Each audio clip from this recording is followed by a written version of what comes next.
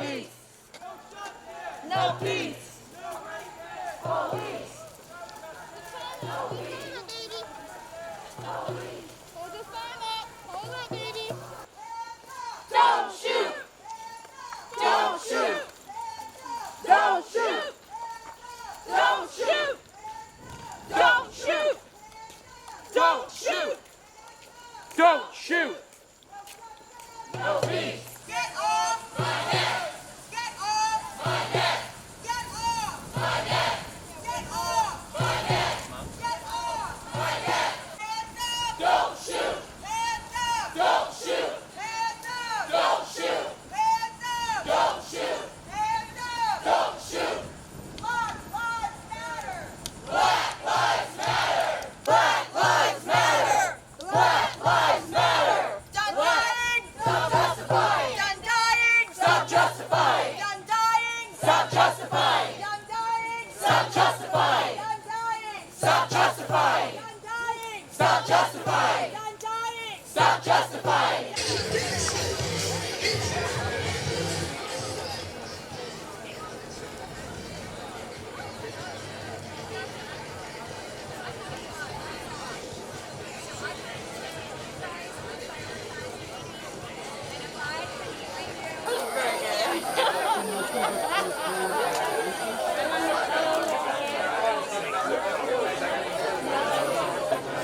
Thank you. Yeah.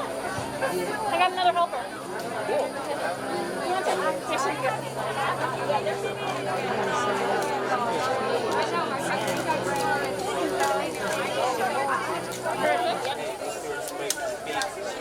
Just let them know that you're speaking. What's next? How do we go?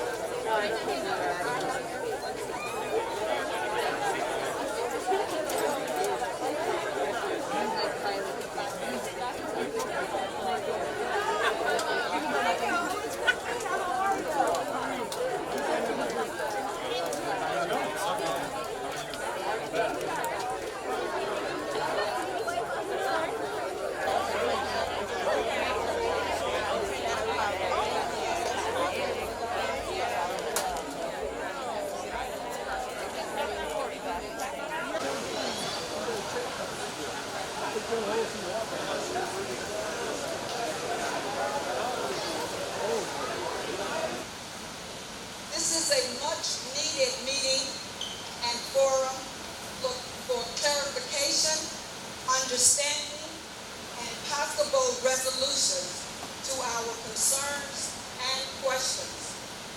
I thought it was very important to have, instead of our regular community meeting, to have a special meeting in light of the most recent murder that has drawn attention throughout the nation and the world.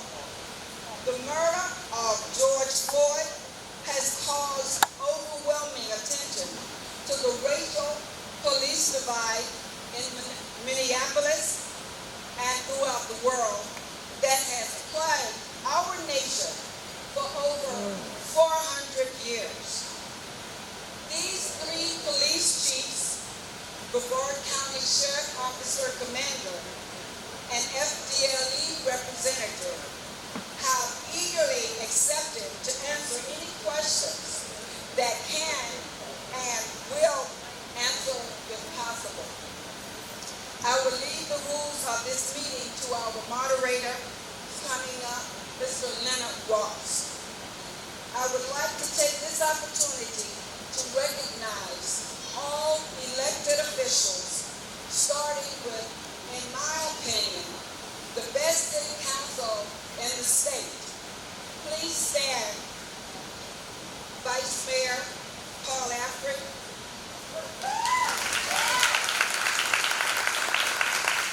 Councilmember Tim Thomas, District 1. Councilmember Debbie Thomas. Thank you. And our mayor is here. She hopped right on in. Our mayor, Kathy Meehan. Also want to acknowledge our city manager, the best city manager in the state, Shannon Lewis.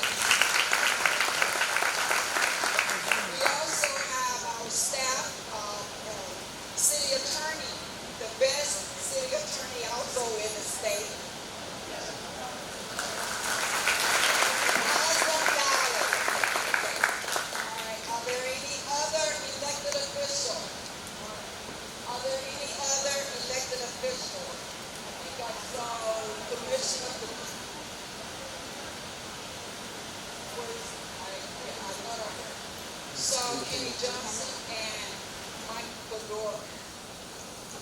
Okay, acknowledge them. Okay. Thank you all for being here. Appreciate it. We also walk together too. Thank you.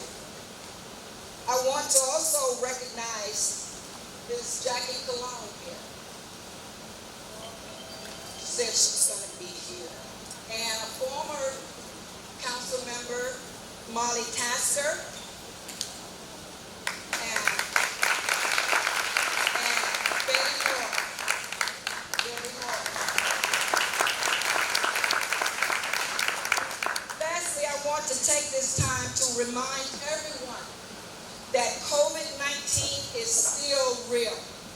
We've been marching and protesting across the county in mass quantities. Just today, I read that Brevard County has increased by 22 more cases, raising our count now to 507. And there are over 2 million in our country. We're not out of the woods yet, people. And folks, as Tim Thomas said, we're not out of the woods yet. Please continue to practice social distancing and please wear your mask. The life you save may very well be your own. Amen.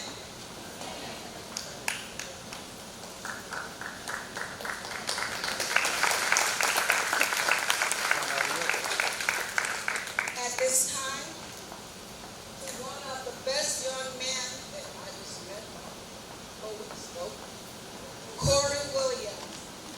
Corey Williams, please come.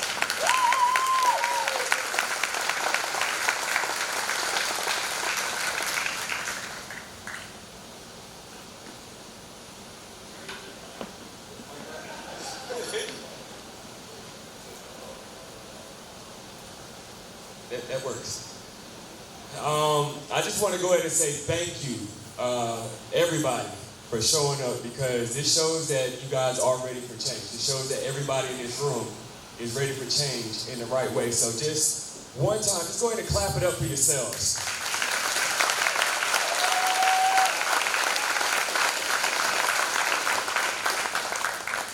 With everything that's been going on here, we just want to make sure that we shine light on the fact that police brutality is just the tip of the iceberg.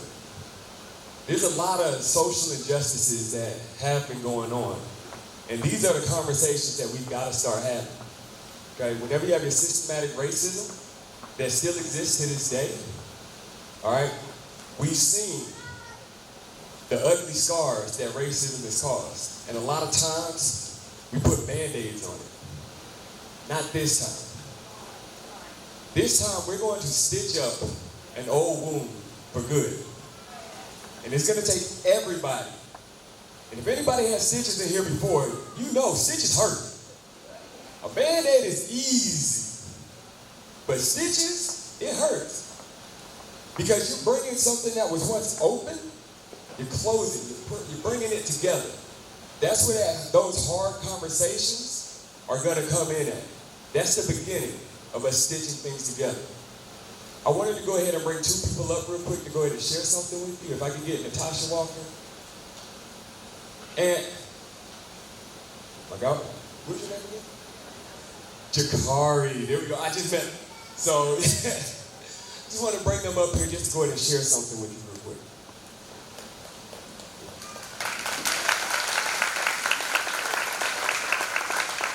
Good evening, everybody. I'm going to say it again. I'm going to stand in front of the podium because I'm about the same height. So I want to make sure that not only you can hear me, but you can see me also. I want to concur what Corey was saying. I'm really excited that I see so many of you that have come out of your homes, come out of your comfort zones to come and join us for this march. I want to say thank you to all the uniformed officers in here tonight that were ready to take that stand and take the lead in making this march happen. Yes, please, a round of applause.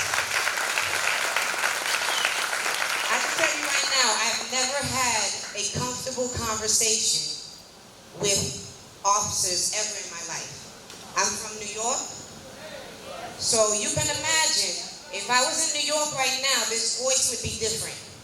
But I am in Melbourne, Florida, where we don't have to experience the same things that the big cities are experiencing, thank God.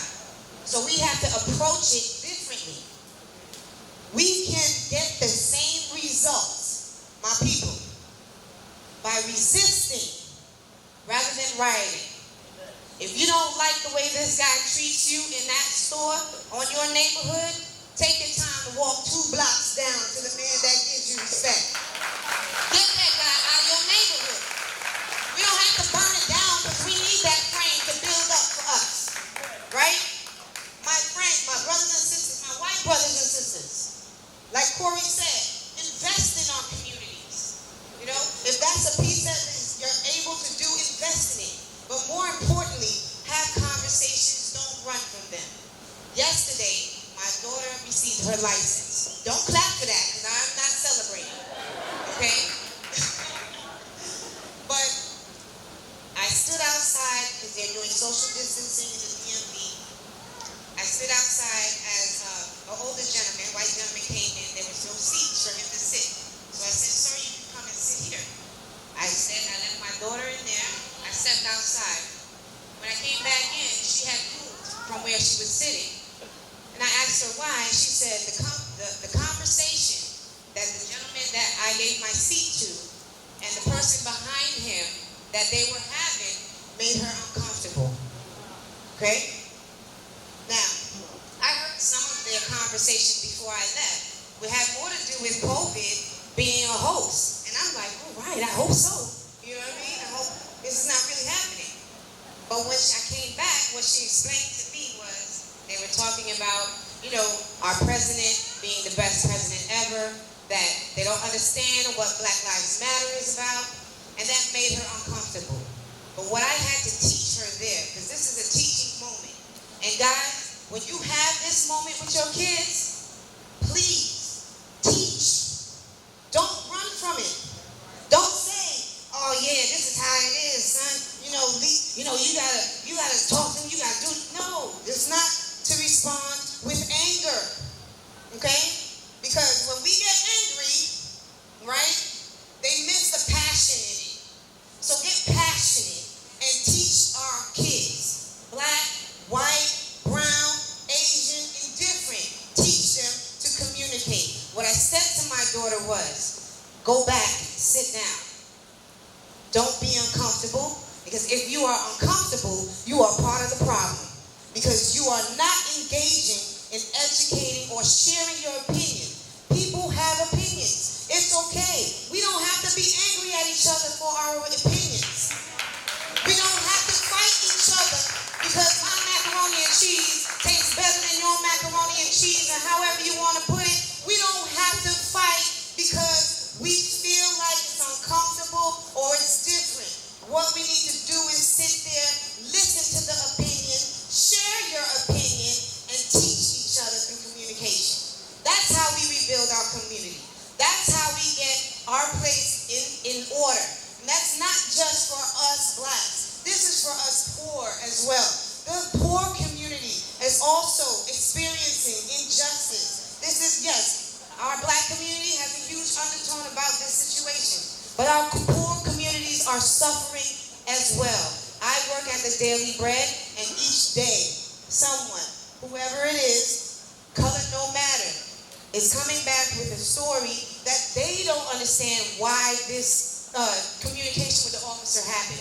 So, join us in trying to, in hand with law enforcement, create programs for our communities so that we can continue to teach and educate our children through conversation, through events, and through tolerance with differences. There is not one flower on this earth that God made that is the same, right? So let us grow and be beautiful. Thank you.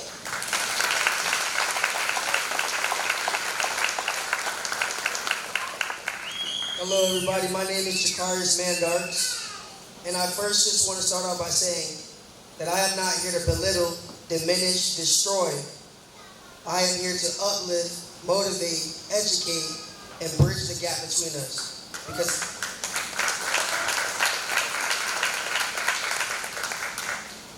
I'm an advocate for humanity.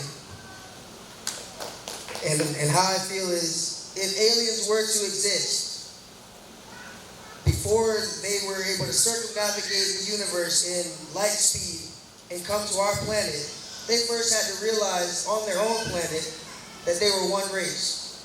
We have to realize the same thing here, that no matter the color, no matter the age, no matter the race, we are all one race, and that race is the human race. All of us have emotions, all of us have feelings. They all matter. These injustices are a matter of a miscommunication between a generation well divided.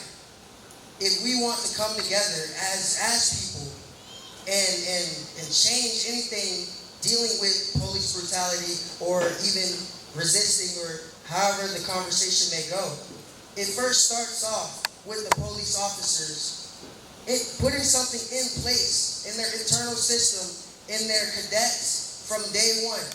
This is a law. If you see your partner, and I understand respect and loyalty to your partner, I understand that.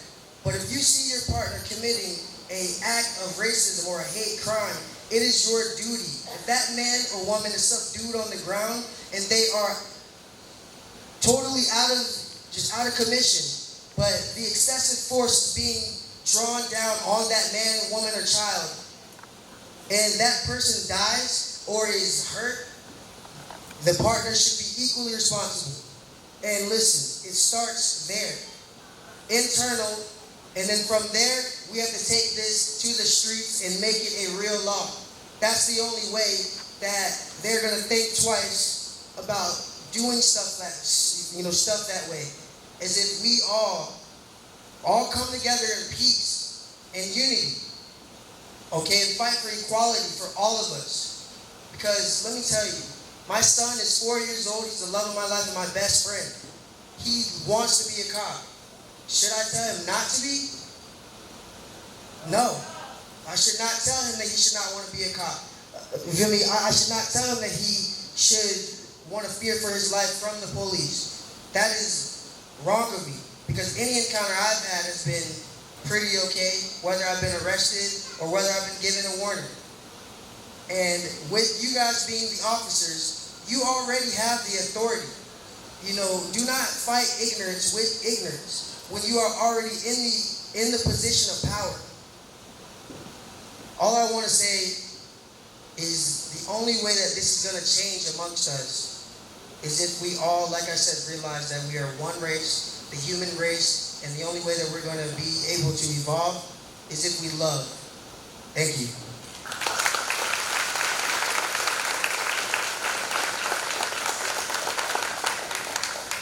Woo. Powerful, powerful moment. My name is Anthony Schuler. Who am I? A lot of things, but most importantly, overall, a father. I'm a concerned father. Concerned about my community. Concerned about all the issues that we're seeing. Concerned about all the conversations I've been having in the past few days with friends. I had a phone call today. Someone said, "Why would you march? He was a criminal."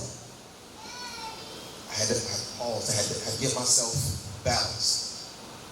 At this moment, I had to realize this is a teachable moment.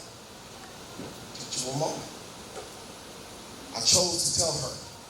I said, he may have been a criminal, but he was owed due process and the right to life.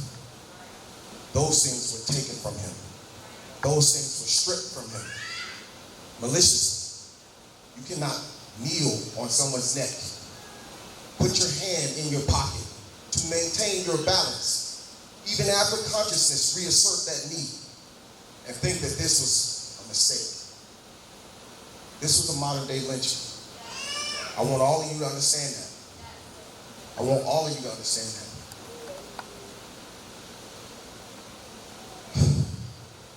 Thoughts become actions. Actions become habits. Habits become a lifestyle. Understanding that concept, it is critical for us to be socially conscious and socially responsible for our fellow man. That shouldn't be hard to do. If that's difficult, somebody tell me. Martin Luther King beseeched the nation back in 1960s to be concerned for its fellow man. Like I said, this is not a difficult request. Colin Kaepernick asked, how can you be willingly be blind to the truth of racialized injustice, systematic racialized injustice? You risk losing your authenticity when you pretend that it isn't happening. I want everybody to think about that. You cannot bury your head in the Florida sand and think that high tide is just going to wash away the problem. Because I've seen that. It's happened. We're still here, fighting the same battle. How many of you are tired? I can't hear you. How many of you are tired?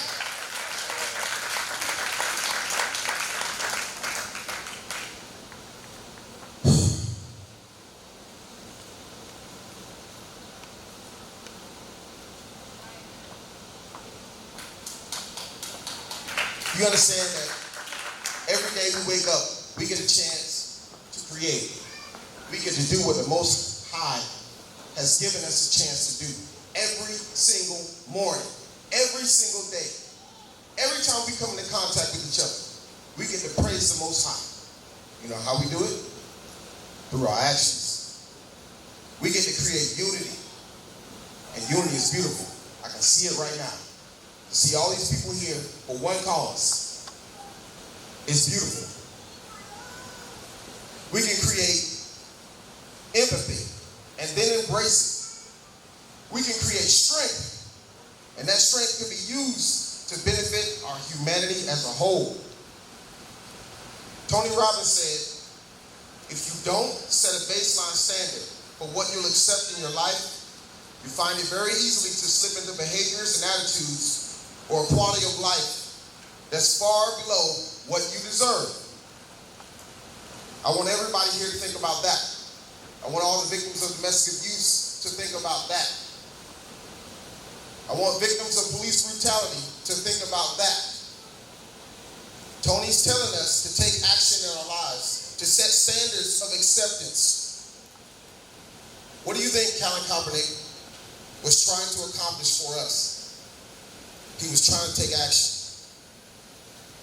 He said taking a knee is a physical display that challenges the merits of who is excluded from the notion of freedom, liberty, and justice for all. The taking of a knee is rooted in a convergence of his moralistic beliefs and his love for his people. He is honoring you. He is honoring me. He is honoring the right to life free from a capitulated state of existence. He stated that love is at the root of our existence. He is so right. I want to add that love is also at the root of our existence. Let me tell you what I'd like to see in the moments and the days to come, because we have benchmarks. Benchmarks. I'd like to see us stand together. I'd like to see us figure out a way to end police brutality. It's not a hard concept. If I say end police brutality, it's simple. End it. There's no debate about it. Well, there's no debate about it. It needs to stop. Enough is enough.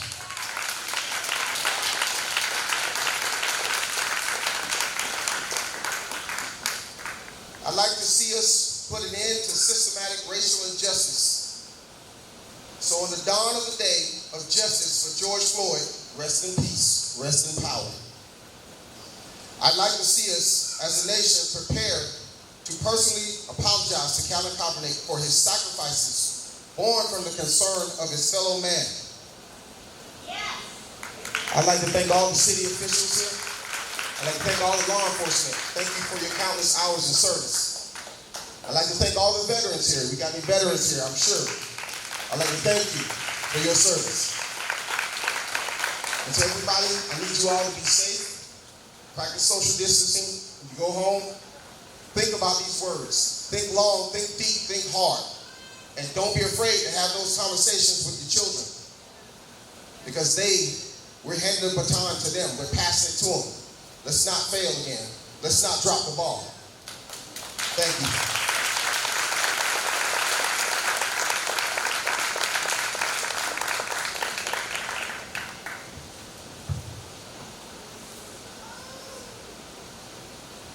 I thought it was very important that we listen to our young black men. It's also very good when we adhere to the rules and regulations and the time limits given. So that means that we are running a little behind and the answers and questions going to be a little shorter. Because we have to be done by 8:15 and head to the parking lot at 8:30 or out of the gates, okay? Chief, would you like to do your remarks or do you want to waive those in your, you're going to waive them? Okay, thank you. At this time, it is an honor for me to introduce this dynamic individual who is a retired Army veteran. I'm not going to hold that against him. My husband is retired Air Force. Mr. Leonard Ross served as the president of the Melbourne Police Community Relations Council for 7 years. He also served as the president of the Dr. Martin Luther King Jr. Coalition for 22 years. Let's give him a round of applause.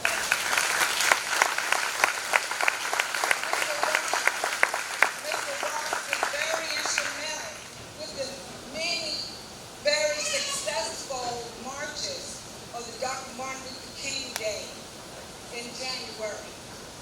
Mr. Ross is also still very instrumental in many programs and projects that involve the city of Melbourne. I can go on and on about this man, but let me end with this. If your organization needs someone to recite the Dr. King's I Have a Dream speech, this is your man. He sounds just as close to Dr. King as anyone that I know. You must hear him or book him. I introduce the song and present to others the Mr. Leonard Ross.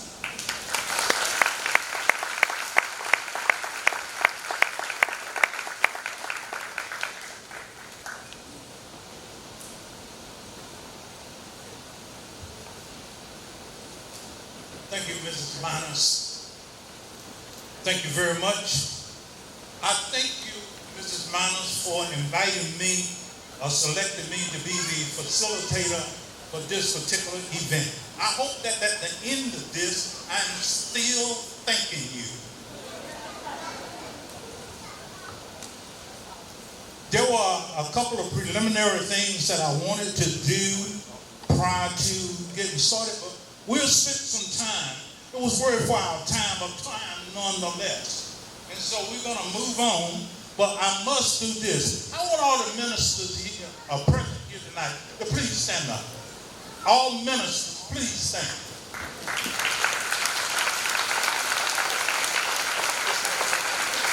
Folks, these are our people who receive the message from God that they will deliver to us every Sunday morning at 11 a.m. and in some cases 10:30 a.m. We're going to do this. If I can get the young man to my right to stand there with the black hat on, step out, sir. Come forward, please. Here's going to be our timekeeper. I'm going to ask each one of these city officials, police officers and chiefs here to stand up and give us 2 minutes of an opening remark. They give whatever they want to talk about. And I know Chief Gillespie has something that he really wanted to talk about. And so I'm going to ask each one of them to stand up. After which, I'm going to take these questions given to me by the people who ran the table back here and collected your questions. I will ask those questions. Now, it's obvious, if you look up here, I got a whole handful of cards. I can tell you now, we're not going to get to all of those questions. I also perused them and discovered that many of them are duplicates. But we'll get to as many of them as we possibly can. And recognizing that Chief Gillespie is the host police chief here, we're going to begin his 2 minutes right away. Chief.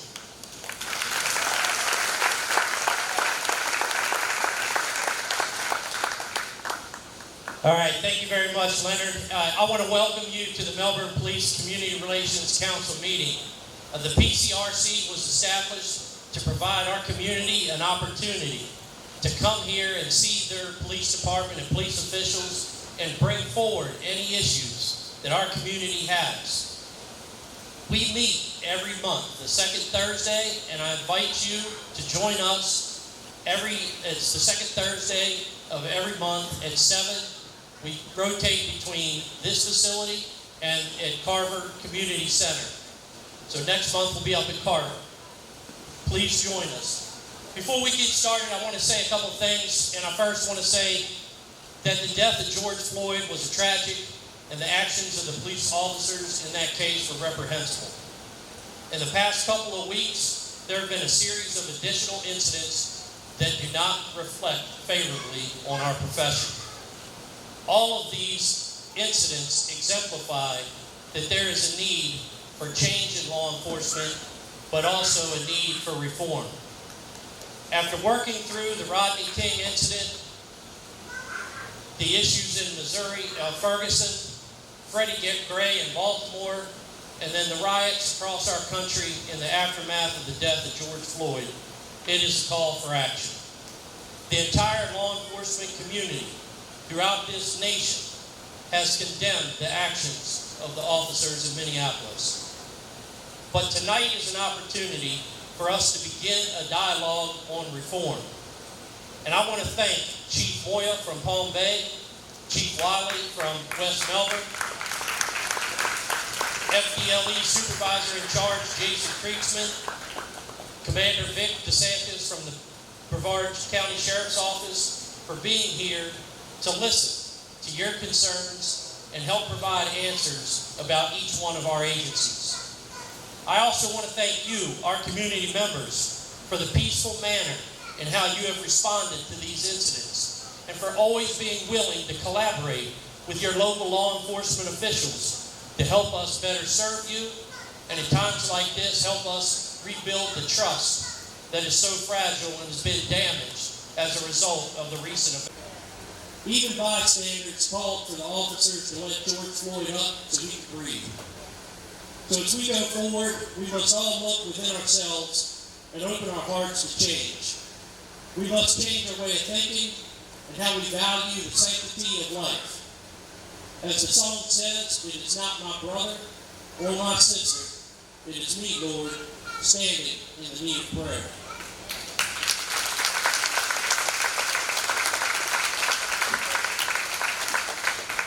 So as we begin the discussion of racial inequality and police conduct, let us all be prepared to open our hearts, be available, be ready to transform ourselves as we commit ourselves to build the bridge between law enforcement and our community.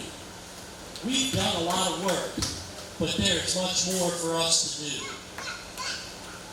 I also say that Brevard County and Melbourne and all of our agencies, we have an opportunity here tonight to be a light, to be able to show the community, our county, our state, and our country that we are the light, and we can do this in a positive way to set the example of the change that is coming.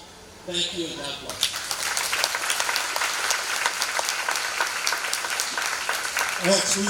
As we move along with the program, I will point out various members of the audience and congregation here, because I think it's important. you know who are some of the people who volunteer their time, their effort, and their lives to support this community. At this time, I'd like to point out to you and have him stand, Mr. James Myers, President of the South Florida branch of the NAACP. All in the back. Thank you very much, Mr. Myers. Chief Moya, Palm Bay Police Department.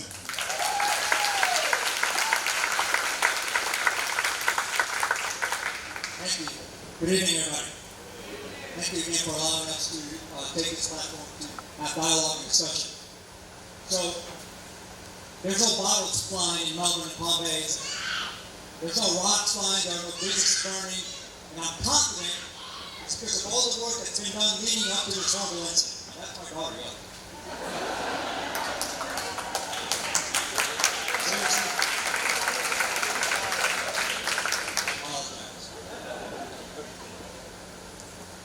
Point is, there needs to be a lot of work leading up to events so that when something happens, we can rely on our established relationships to survive through these incidents and to find ways to improve. Really, that's the bottom line. Let me tell you that I know everybody in the panel and we often talk, but talk is cheap. And I will tell you that our mandate moving forward is to find ways in our policies and our systems to try to maximize how we're doing our business. Now, I've heard a couple of times tonight a powerful statement about police brutality. That's troubling to me. I'm in the business of ensuring police humanity.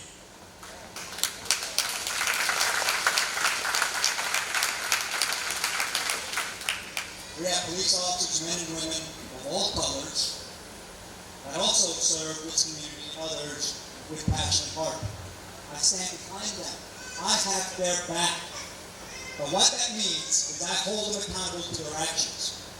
The sense of self-accountability also needs to be discussed here tonight. We are policing systems that are subpar. We want to talk about mental health. We want to talk about homelessness. We want to talk about PCF. We want to talk about juvenile justice. We want to talk about family breakdown. We police within those systems. So we police an imperfect system and expect perfection. My job is to ensure that our folks every day are leading from the heart so that when they interact, every chance they get, they leave a positive impression. That's my mandate to you. I'm going to find ways to maximize what we have already been doing, and moving forward we'll have continued success. We won't have riots in this town. Because all the work we've all done. Thank you.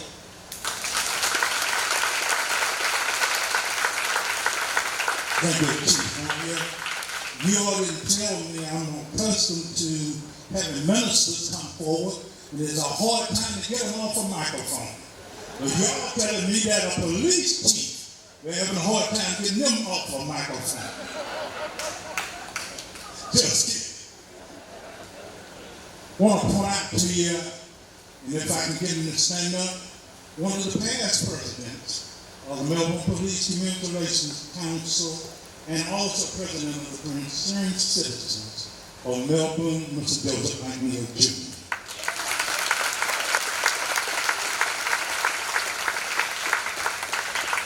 Chief Wiley, West Melbourne Police Department. Good evening, and thank you for having me. It's quite an honor to be here tonight. When I was contacted by Ron Marnes, she said, "Hey, Chief, would you mind coming to our community group tonight to discuss the situation that's happening across the country?" I was more than happy to be here. We have a very interesting area that we patrol. I think Brevard County is probably the shining star across the country because we don't experience some of the same things that people see in other major cities. And like Chief Boyd said, I think we're a united community. I can't go to a restaurant today without getting a free meal. And people support the police department. Vice versa, the police officers got to support the community. We have to be united. And I have an open door policy. I know some chiefs across the country, their doors closed.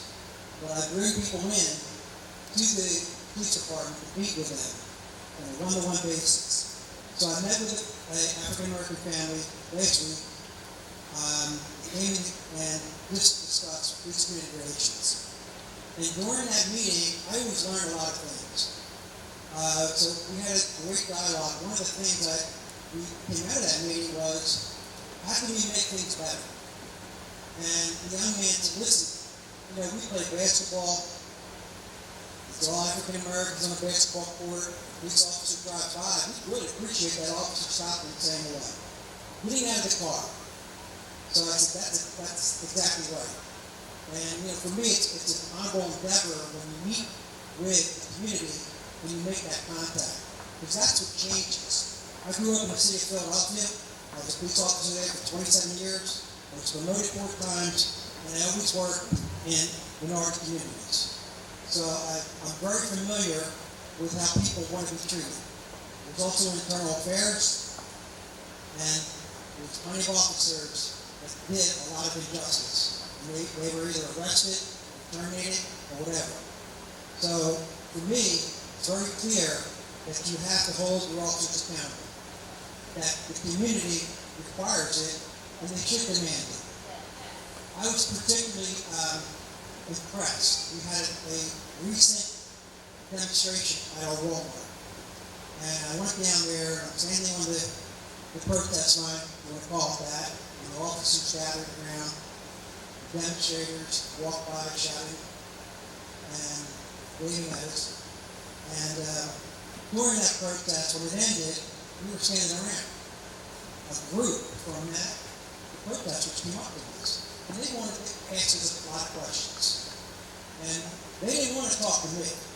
They wanted to talk to one of my female officers, an African-American female, Senator Jenkins. And they answered a lot of hard questions. And she answered all. They said, what about your training? She said, all the training you're talking about, we did that. It's already been done. What about this, putting your knee on someone's neck? She said, we don't do that here, and if one of the officers did it, we would stop her from doing it. She said, we don't have those problems here. Not that it's impossible that we couldn't have a problem, right? But what do you do about it when you do have a problem? You have to put things in place. And we had a lot of those things in place. We meet a lot with chiefs. We discuss issues. This, to me, is a very important issue. It's always been an important issue. I was in the Racial Interaction Task Force investigating racial crimes as a young sergeant. And you see the atrocities that occur, and people need to be arrested. Not only the community members, but also police officers. So for me, it really means a lot that the community supports us the way they do across Brevard County, but also, more importantly, that the community will come in and discuss matters and get to the meat of the problem and sit down, and at the end of the day, we agree that we want the same thing. And it renews my sense of humanity when after that meeting with the young people that came up to us and we talked about what occurred, and I went home, I was smiling. That's enough. I could go on all night, but I do appreciate being here. Thank you, Chief Wiley. Another young man that replaced me as president of the Dr. Martin Luther King Jr. Coalition, none other than Attorney Rodney Evans.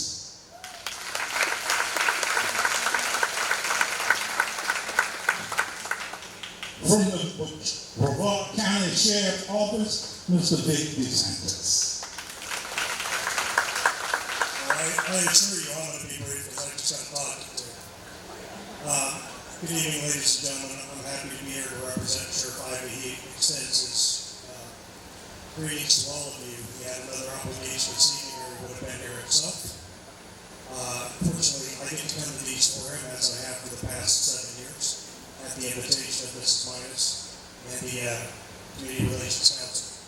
I'll do my best to answer your questions. I'll also do my best to keep it brief since Chief Wiley used all of my time. But I will say to you this, I'm on year 34 of my career, 27 of them with the sheriff's office.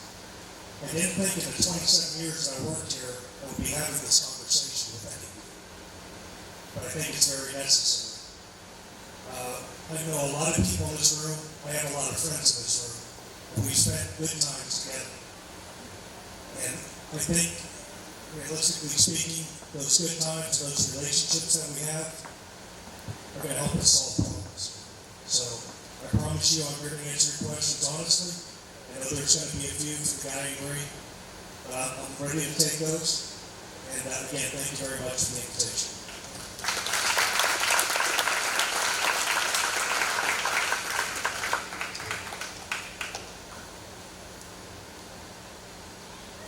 Point out a young lady.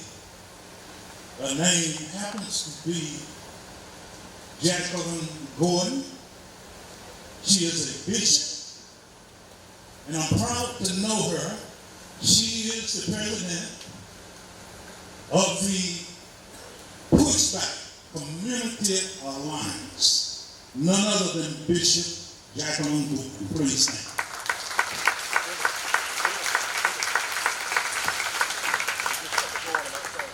From the Florida Department of Law Enforcement, Jason Richland.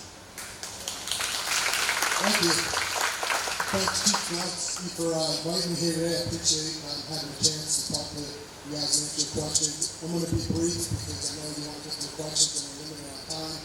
But my office covers the Brevard and Volusia counties, and we have our special agents up in the back. Quickly, Walker, Chris Shepard are here with us.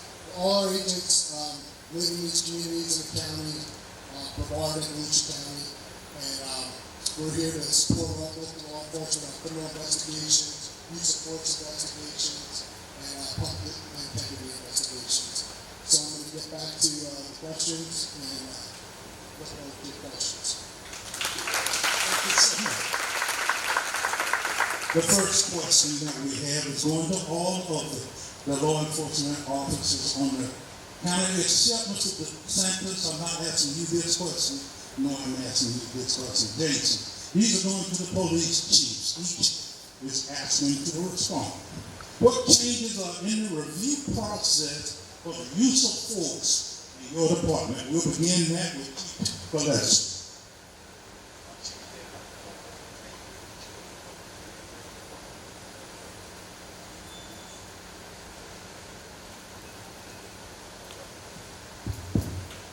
All right. So right now we are in the process of reviewing our use of force policy from front to back. We did take a look at whether we use the vascular neck restraint. We do train on that. We have trained on that.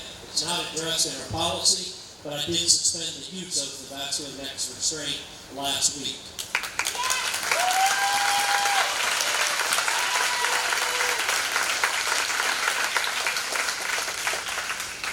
We continue to look at not just our policies, our PACE policy, our less lethal force. We also look at our training program and the training that all of our officers get as well, and to be able to make sure that it's consistent with the principles that we teach, the best practices, and we also want to implement across the board. So right now we're in the middle of our use of force policy. The new policy should come out probably sometime early next week.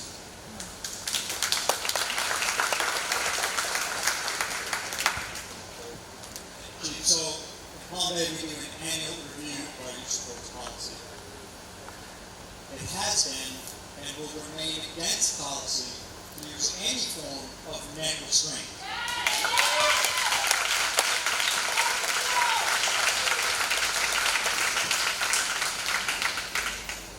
De-escalation training is now embedded in our policy, has been for the last couple of years. It is equally as important to teach our folks to get used through communication and human skills before engaging in physical act. If there is a physical act in my city, it requires an immediate on-site investigation called in response to resistance investigation. It doesn't happen days later, it doesn't happen weeks later, it happens on the spot. So I know the next day when I come in, when we put our hands on people and why. That's my policy.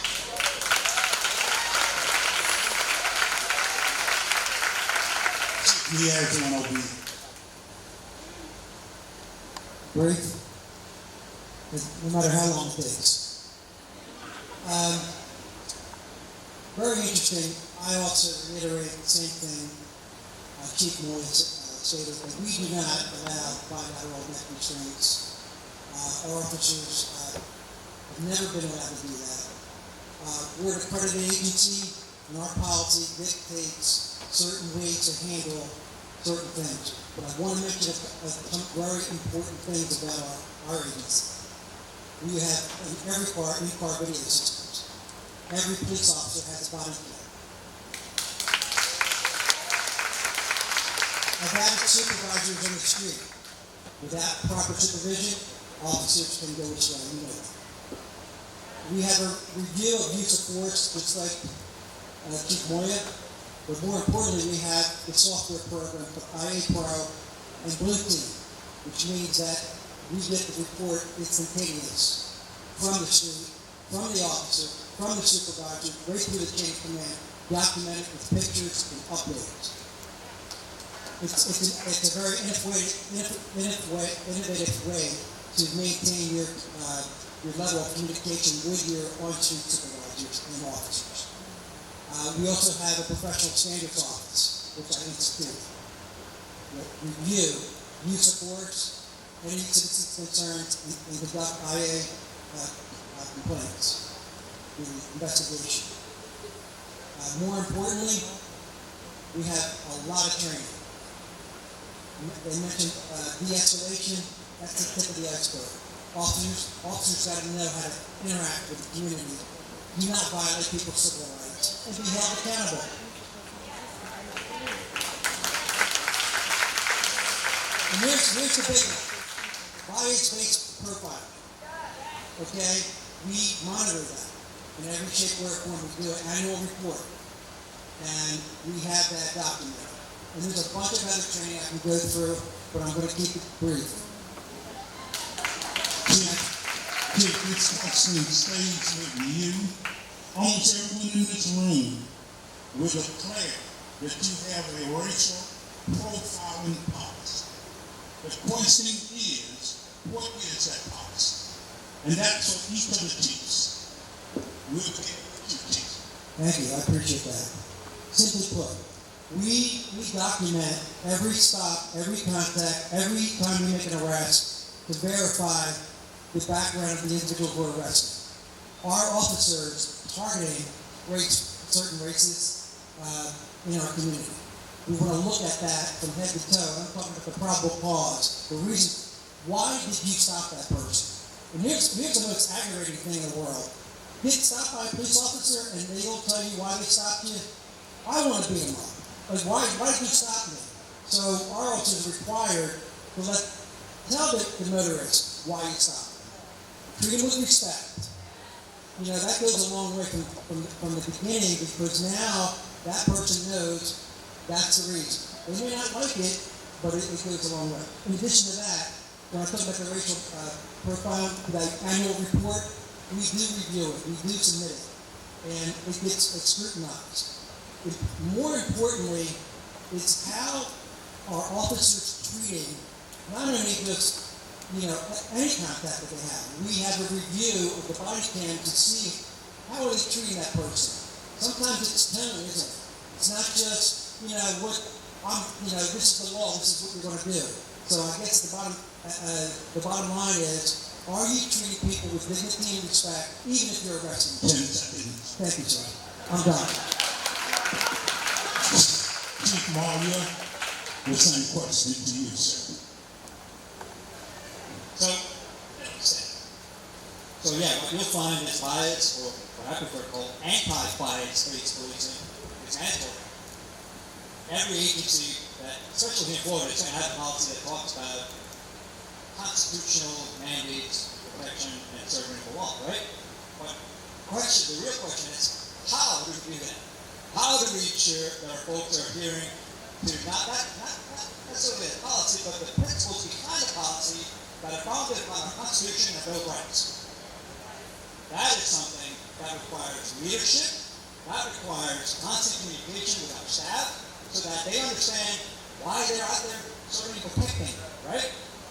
That is what our mandate is. In the city of Palm Bay, we had a capture bias-based claims.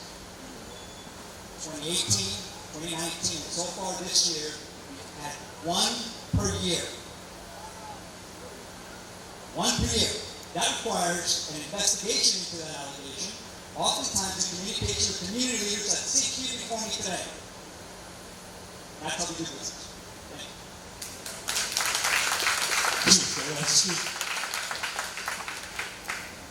Yeah, thank you. So first and foremost, you have to come out with a policy that clearly states that it is prohibited to do any sort of racial or bias-based policing or stops. We do the bias-based policing annual report as well, so we're tracking what our officers are doing. We also have a supervisory review of every use of force incident that is reviewed by a supervisor and then by a commander. And then we have the annual use of force report that will track the incidents that we've encountered during the course of the year, the number of incidents, and we'll compare them to the recent trends for the last 5 years.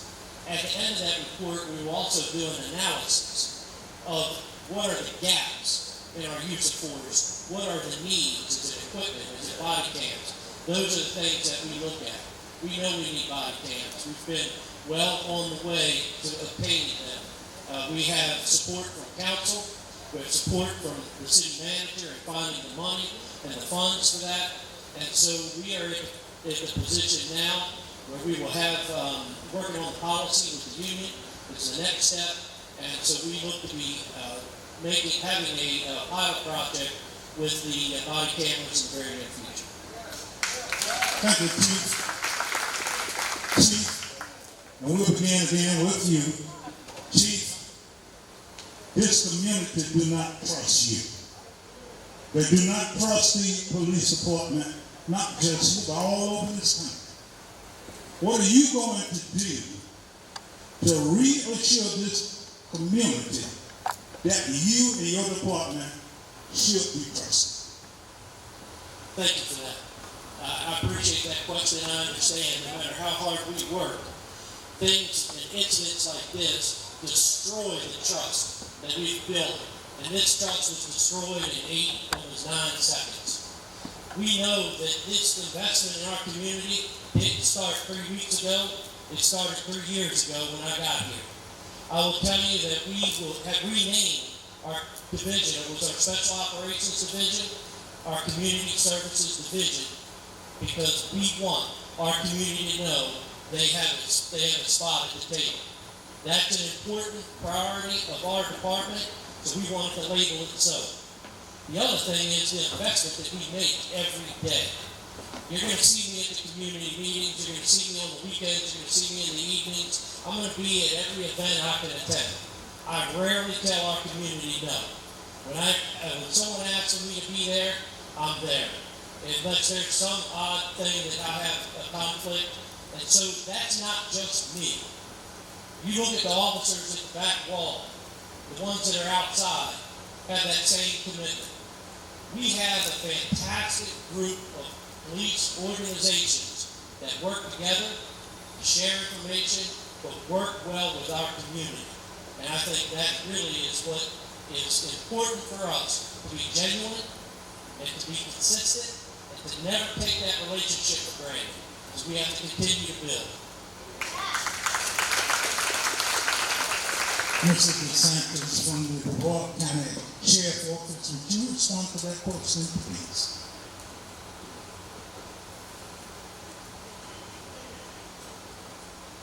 I believe the question was a matter of building trust. And I won't say enough for you. When I made my previous remarks about not expecting myself to be here in this conversation, I heard some groans. And maybe let me rephrase that for you. I didn't expect to be having this conversation at this point in my career, because my career in Broward County has been a different experience than what we have experienced over the past couple of weeks. Now, That's my experience. That may not be your experience. I can't remember another time in my career here where I have seen the community upset as it is, and I will say rightfully so. You know, giant facepalm among all cops when they have to watch a video like we saw from Minneapolis. Because those of us that are professionals, those of us that review these matters amongst our supported officers, we sit at our desks with our heads on because we know one of our guys has created a major problem that was totally avoidable. So when I say about trust, I can hear the people outside yelling. There's plenty of people in this room that know me well, that have known me for years. I've worked very hard as the commander of the South Precinct down here to work interactively with you, the community, with these police chiefs, on behalf of my elected boss. You're more than welcome to visit my personnel file up in Titusville. I think you'll find it's really there. Okay? I came from the military. I came here. I've done my utmost best, as do the people that work for me. But our agencies are comprised of human beings. They're going to make mistakes. And when they do, all we can do, as these chiefs pointed out, is deal effectively with them. I believe in the 3 F's. Find it, fix it, or fire it. That's all I got for you. But I will tell you, as long as I'm in command of this precinct, which incorporates Melbourne and Palm Bay, because we all work interactively, I will do my best to work with you as I have for the past 3 decades. And I am sure that whoever is elected or re-elected in November will insist that I do that on behalf of all of you. Thank you. Thank you, sir. Jason, when a police officer is suspected or maybe police brutality or any other questionable set of circumstances, these police chiefs call on the Florida Department of Law Enforcement to conduct an investigation. These people are distrustful of the results of the investigations that you've had in the past. Can you respond to that? Yes, thank you. FDLE does come in and a lot of the chiefs, most of the chiefs in this room, we do work for use of force, criminal investigations. Now, we do not work, we get a lot of calls in reference to internal complaints, where someone might call our office and complain about an officer's behavior, demeanor, or something not handled right. And then we usually refer them back to the agency, because every agency here has an internal affairs unit that deals with that situation. We're just dealing with criminal investigations. And our special agents come in, and we have a memorandum of understanding with these agencies to work an impartial investigation. It's an independent, impartial investigation where we come in, gather the facts, interview all witnesses, all officers. We collect all the video surveillance, all the forensics, crime scene. We gather everything in a comprehensive independent investigation, and that is turned over to the state attorney's office, and they ultimately review and decide on if the use of force incident is justified or not. FDLE doesn't make a decision on the use of force if it is a justified shooting or use of force situation. But I'm here to tell you that I've worked in law enforcement in Clark County for over 20 years, and I know these chiefs well, I understand this, and there really is no big blue line in Clark County. There is no tolerance for any police brutality or corruption. As soon as there's a hint or smell of it, we get a call, come in, there's nobody trying to cover it up. Everybody wants to do the right thing. And I can tell you that the police officers and deputies in Clark County will not stand for, there's nothing a police officer deputy hates more than a Clark cop. So I hope that answers your question.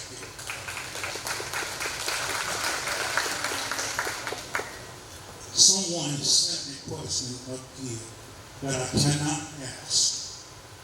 I know and understand your desire for an answer. But I won't ask a question of the individual who is not present. And I'm not going to ask the deputy to answer that question. Only Sheriff Ivey can answer that question. And the question is, where is Sheriff Ivey?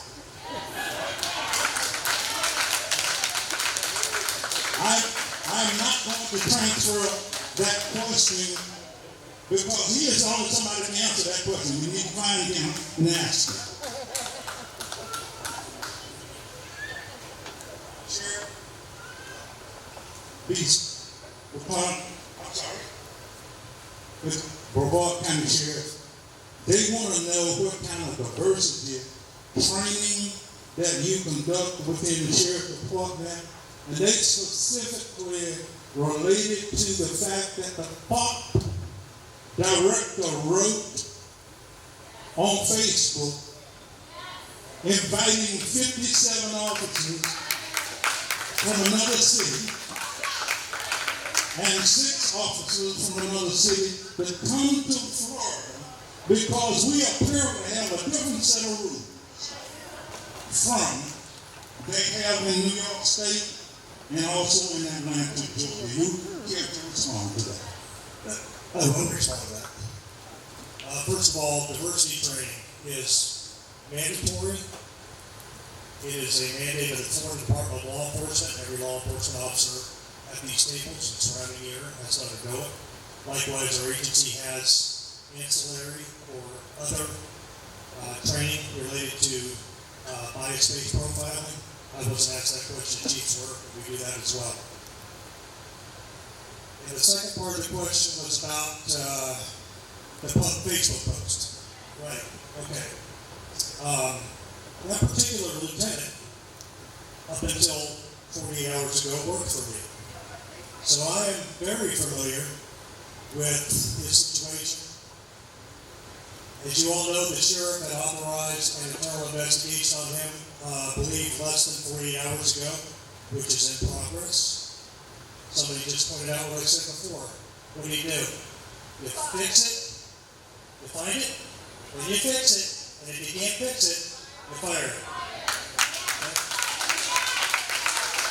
Now, before everybody gets to clapping, understand one thing. See this 1 star? This 1 star does not have the ability to fire anybody. So let's revert back to the previous question that I can't answer. Okay? I'm not trying to throw a shade on the sheriff, but that is his sole authority to do something. Again, talking about giant face palms. When I go on Facebook personally, I talk about any of my Facebook friends, pictures, wild animals, David Darrow photography, lions, tigers, black and white photos. Okay, that's my extended social media because it's the thing I love. Right, Paul? I have my opinions. Some of you may agree with me, some of you don't. But social media at my level is not a place that I want to express to anybody, other than to you personally. There was no tolerance in my agency for that, I can assure you. I have known that man for a lot of years. I'm not going to besmirch his character in front of a crowd. He was an otherwise good police officer. I believe he is a decent man, and I believe he got angry, and he let his emotions override his good judgment. And I'm sure everybody in this room has had the same thing done. I'm not making excuses. Okay? Yeah, well, guess what? I don't either. Okay? So my brief answer to that question is, please refer back to the 3 F's. And I think that you will find that that problem solves itself in very short order. Okay? Thank you.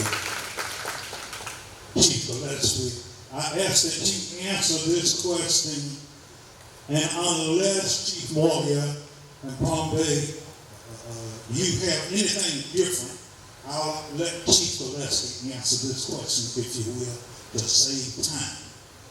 Do our current officers have to engage in annual recertification training or maintain continuing education? Yes. The short answer is yes. We have annual in-service training that officers must adhere to that come from the State Criminal Justice Training Coordinating Commission. And so there are different variety of things that we have to qualify with our firearms every 2 years, qualify with CPR and first aid. There's a variety of different things, diversity training. The one thing that's at stake, what I found over the last couple of years, is a lot of the training is left up to each individual department.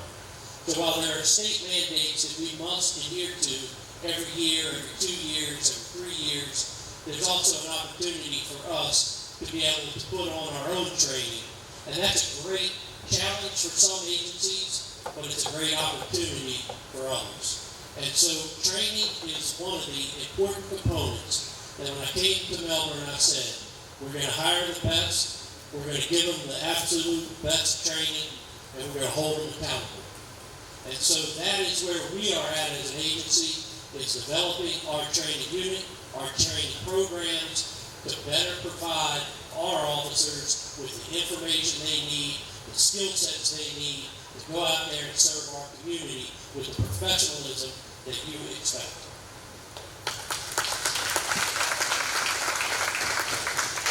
We're going over to Chief Morgan with this one. With your police department, Chief, do you have your officers equipped with body cams? And what is the punishment if an officer turns off his body cam during an engagement? The city of Melbourne does not currently have a body cam program. So, over the last couple of years, that's a program that I've been looking at. As that technology continues to evolve, I measure it against the complaints that we get, patterns of behavior that I see during IA investigations. I have run out of reasons why not to have body cams. So I know that part of policing in America in the 21st century, particularly these times, require for us to put our best foot forward and maximize transparency. And that system would capture part of that transparency. So my commitment is to work with our staff, to work with the weight training on that program, and work with Chief Gillespie, because he is a little ahead of us in establishing that program, and we are hoping that by this time next year, we'll be in full implementation. Chief Wiley, we know that your officers do have body cams, which you respond to the question. Absolutely. When I first got into the agency, they did not have body cams. I think it was a year in, I ended up using our confiscated funds to purchase body cams from our officers. A lot of the chiefs, not around here, but other areas will tell me that's a bad idea. Body cams. Why do you want to put body cams in your officers? I said, so I can see what they're doing. Pretty simple, right? So one question is, if they turn their body cam off, what do you do about that? Well, they can be disciplined in my agency. In fact, we have a policy on that. We review that. If someone turns their body cam off, we have to investigate why. I have the IT director look at that and look at the download to see what occurred. Did the battery go dead? That's a possibility. Was it damaged in a scuffle? Possibility. But, we're going to look at that critically. So the officer could be terminated, right? And, could be disciplined. But our officers know that. And they know that we review it. So for them to even think about it would be a great idea. And by the way, we do a review from our professional standards office to make sure that's not occurring. And that's a beautiful part about it. So if the officers know you're looking at them, they know that not to do certain things, right? Thank you. Chief Marley, this question goes to you. I moved from the state of New York to Florida, and I submitted an application for your police department to join that force. What do you have in place to ensure and check out that individual who's moving from New York here and apply for your department? Good question. I too moved here from New York.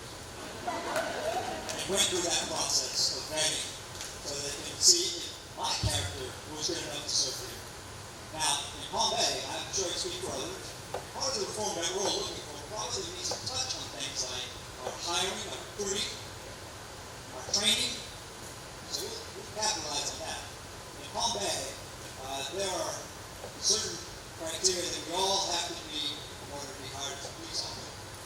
What we look to see is what is the character of a person that wants to serve in the capacity of a police officer. We don't do that necessarily by mail-outs. We don't do that by just a phone call. I personally traveled to New York, to my ex-hometown, to vet the police officers that applied to our organization. We take that seriously enough to make a trip and go into your background to see if you are fit for us. Just because you are a resident or a police officer who's standing in New York, not besmirching the city of New York, doesn't mean that you're a good fit here. So you have to be a good fit to our culture and our principles behind who we are. Thank you. Chief, I have a second question that comes again. Only Wayne Ivey can answer that question. So you have to figure out for where you get Wayne Ivey present, then ask him that question. I'm not going to waste your time that way.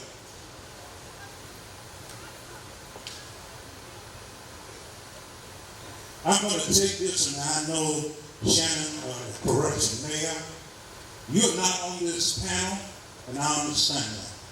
But this is a question that will go directly to you. And it was requested to be asked of you. And it says, will you commit to defunding the police department and redistributing the funds that previously went to the department somewhere else? So, good evening, everyone. I've been mayor for almost 8 years. And I've been part of the Melbourne Police Community Relations Council. I go every month. So, as far as defunding the police department, no, I'm not in agreement with that. Do you want to make changes? Yes. But not to defund. So, I'm not in agreement. Okay, thank you. Councilwoman Miles? It's 8:15.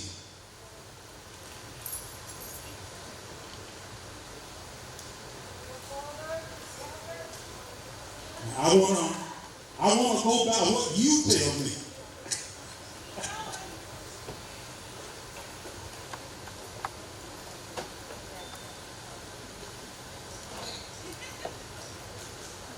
Can we wrap it up with 3 more questions? Is that okay?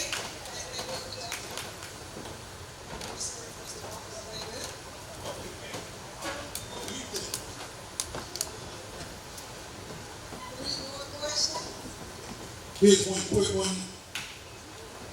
Chief Gillespie, what are you doing to prevent a George Floyd incident? So that's a great question. And so that's something that has to be done at multiple levels within the organization. That's got to be done with heart-to-heart conversations in the squad room. It's got to be done in training. It has to be done with policy. And it has to be done with including a duty to intervene. When an officer sees something that's going on that's unjust, they got to step in and stop it. They got to report it to the supervisor. And you have to create a culture where that's an accepted practice, but that's not just an accepted practice, that is the expectation. Chief Moyer. Now let's take this over to the Florida Department of Law Enforcement and see deal with this.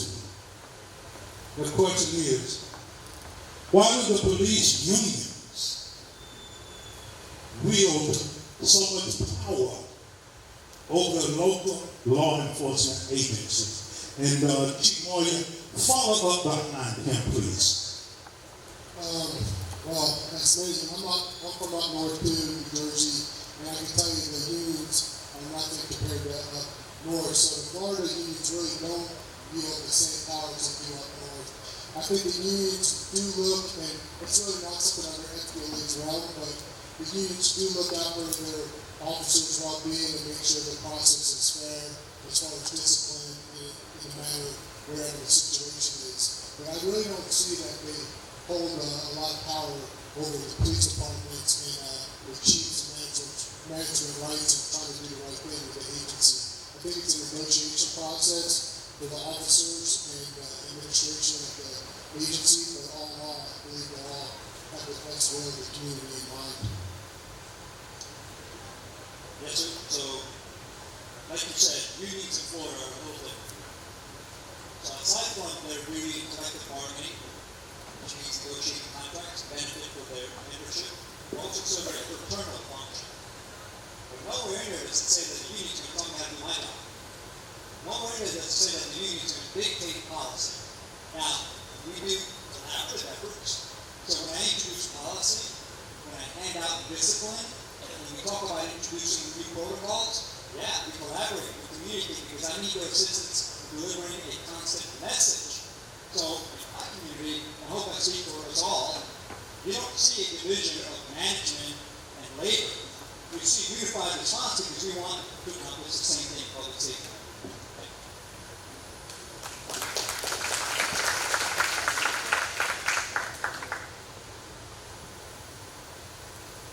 Sheriff or deputy. The question is, will the sheriff department ban chokeholds?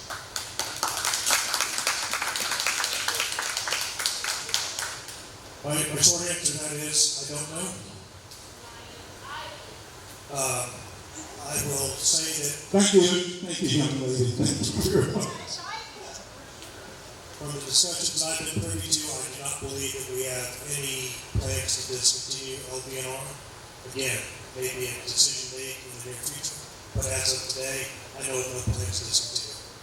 I also have a question pertaining to the Baker Act, which I can't ask the question simply because that is a legislative issue. So I'm not going to ask that question. I'm trying to find one.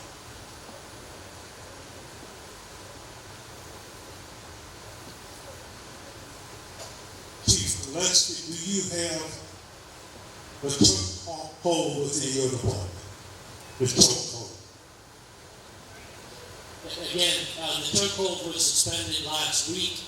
We have trained on it. However, it was not really addressed in our policy specifically. But I did feel, at least at that point, that we needed to suspend the use of it, and we'll take a look at it from here. But right now, it's suspended, and we're not using it. Chief Moyer. Chokehold, that term, is specifically mentioned in our policy of what not to do. And it's prohibition. That completes the questions that we're going to allot time for tonight. How about let's give a big round of applause. Hold on before you do it. Let me say this. Give a big round of applause for these gentlemen to come here and subject themselves for your questions and your tough questions. I'm not so sure that none of us will do that. But I thank each of them for coming out. A number of them I've been knowing for years. And I appreciate them coming to us. I'd like to make 2 announcements. I believe the Dr. Martin Luther King Coalition is having a march next Saturday. And you're going to march from the Dr. Martin Luther King Avenue there at NASA over to the auditorium. You're going to have a rally that correct rally. Also, the Pushback Coalition Alliance is having a community forum conversation at Shiloh Christian Center on June 19th. Now let me talk about just a second the importance of June 19th. Some of you know that President Abraham Lincoln signed the Emancipation on the first part of September of 1862, making it effective January 1st, 1863, the emancipation of the slaves. Guess what? Not until the 19th of June of 1865 did the slaves in Texas even know that they were free. 2.5 years later. Today, Texas and a number of other states are holding Juneteenth celebrations. This forum that Bishop Gordon has set up will begin at 7 p.m.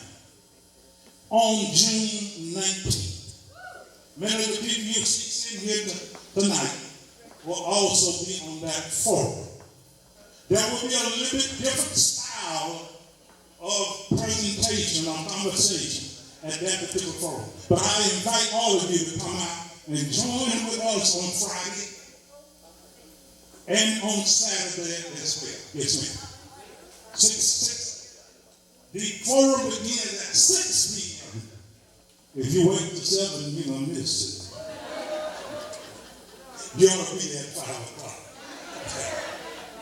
Madam President, I relinquish this podium and turn it back over to you.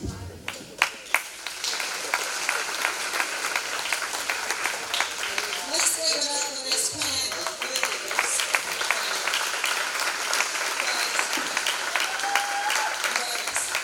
They really didn't know what the questions were going to be, but I think they probably had some ideas on some of them. But I can't thank you all enough for taking time out of your busy schedules to come to the edge and answer those questions and Commander DeSantis as best as you could representing. But we appreciate all of you being here. Okay, let's give them a round of applause again.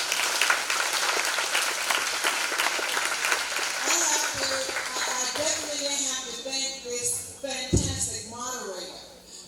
Once we decided to go this route, immediately thought about Mr. Ross. Mr. Ross is a pro, an expert at doing this and maintaining peace and order during the process. Let's give it up for our moderator. We did miss one past president of the Police Relations Council. That was Mr. Carl Finnerson. But he must have left. But we give it up for Mr. Carl Finnerson. And so he's a past president for the NAACP. To our vice mayor, to our mayor. She finally got here. Okay, thank you, Mayor. Thank you for being here. To our city council. And I have a special friend, Mr. John Casey. Thank you for being here. Appreciate you, John. We had another elected official from West Melbourne, Mr. John Ditmore. Thank you for being here representing your community. Thank you, John, for being here. Is there anything else? If you noticed in the bulletin, it has our next meeting will be on the north end of town at Carter Park. We have Melbourne Police Chief, and now we have this meeting every month. You notice the date, it's July something or other in there, and it's going to be at Carter Park. And the police chief will be able to answer more questions. And if anyone else want to come, you're more than welcome to come. Please do. This is for Melbourne and for any community. If we can't answer it, then I'm sure we'll turn it over to the chief and we'll make sure that you get the answer. We appreciate what Palm Bay for also being very instrumental in coming. You know, instead of going all the way to North Melbourne, they'll come to the meeting here. Okay, Palm Bay to here. And we definitely appreciate that partnership. Thank you.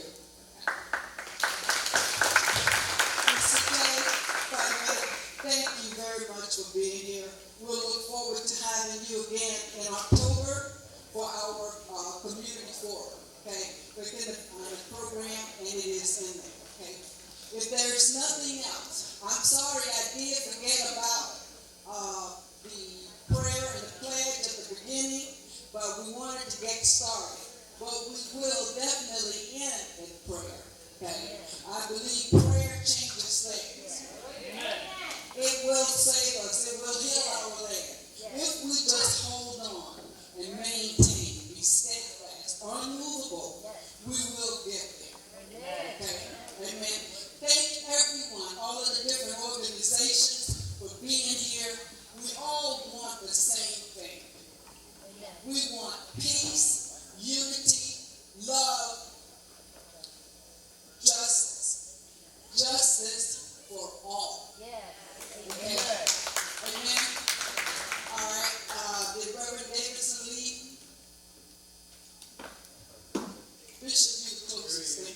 Where is it? Come on. Okay. This is our chaplain for the Community Relations Council. We appreciate him. Thank you for your patience, sir. Thank you. Don't forget to vote.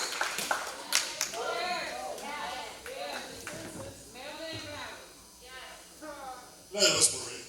Oh, merciful God, we just thank you, Heavenly Father, what has taken place here today, Heavenly Father. Heavenly Father, we ask for understanding when the way people, when they kneel and where their expression of their First Amendment, oh Heavenly Father. Heavenly Father, we ask for patience. Heavenly Father, not only here, but all over this world, we ask that you bind up the spirit of racism, sexism, and all this, Lord Heavenly Father. We ask that you bind up the hatred, oh Heavenly Father, and take it away from here, oh Heavenly Father. Heavenly Father, give us a spirit to love one another, just as Jesus loved each one of us. And just as Jesus loved us so much that he went to a cross for our sins. And we just say thank you, and we say thank you for everyone who participated. We say thank you for the community who showed up tonight. We just say thank you that this been a good night, oh Heavenly Father. And now let us go out into this world and serve you, oh Heavenly Father. And let the world see love in us so they can want to love one another and hug someone who they didn't respect or didn't love before, Heavenly Father. And we just say thank you once again. And all this we ask in your Son Jesus' name. Amen. Sheriff, release the tapes! No, Sheriff, release the tapes! Sheriff, release the tapes! Sheriff, release the tapes! Sheriff, release the tapes! Sheriff, release the tapes! Sheriff, release the tapes! Sheriff, release the tapes! Sheriff, release the tapes! Sheriff, release the tapes! Sheriff, release the tapes! Sheriff, release the tapes! Sheriff, release the tapes! Sheriff, release the tapes! Sheriff, release the tapes!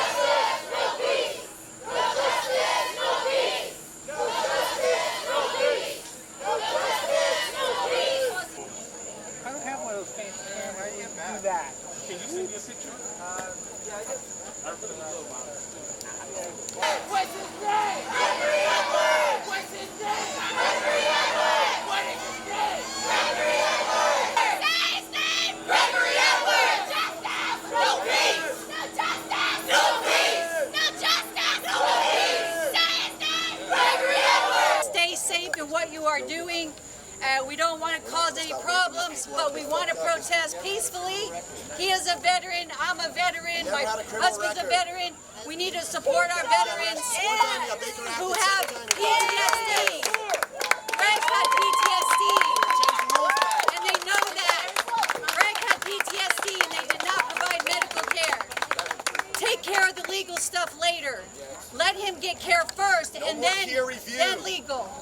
We need an outside investigation into this trauma that has happened to the family and her two children. Tomorrow night we meet at the Wawa. So please protest peacefully and get everyone to push this stuff out. West, I need to say one thing. West Melbourne did arrest him, but West Melbourne police officer did not kill him. He was injured. He was traumatized at the Brevard County Sheriff's Office jail at Sharp. Sheriff Ivy's at Sharp. So that's where it all happened. It did happen in West Melbourne.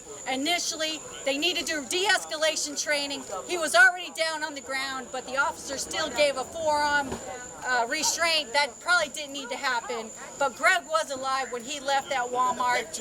And he went to Brevard Sheriff's Office. Within 2 or 3 hours, he was laid up in the Rockledge Hospital. He had no record. He had no criminal record. Within 2 or 3 hours, he was laid up in the hospital, handcuffed to a bed with police guards outside. They refused to give the doctors the name of the spouse so that they could call her. They said it was under investigation, so they could not call the spouse for a few hours. She did not know for a few hours that her husband was fighting for his life. Where's the compassion, Sheriff Ivy and your staff, to call somebody and tell them that their spouse is in the hospital fighting for their life? Unfathomable that they can even do that. They were so worried about their investigation, they failed to call the wife within 2 hours.